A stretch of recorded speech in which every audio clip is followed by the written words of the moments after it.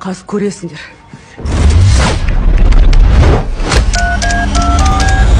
Алло, бұл Рахимов Ермек па?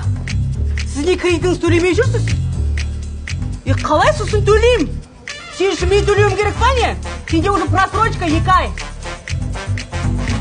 Мал, ты мне не указывай, как с собой разговаривать, понял? Как хочу, так и разговариваю. Сендеде кредит алып аласыздар, потом төлемейсіңдер, офигели, что ли? И вообще, мен сенің қайда тұратыныңды білем, түсінің ба? Егер сен төлемесең, мен сенің үйіңе өзім барып алам. Ты вообще знаешь, кто я такая? Сен бүгін төлемесең, все, крышка саған. Түсінің ба?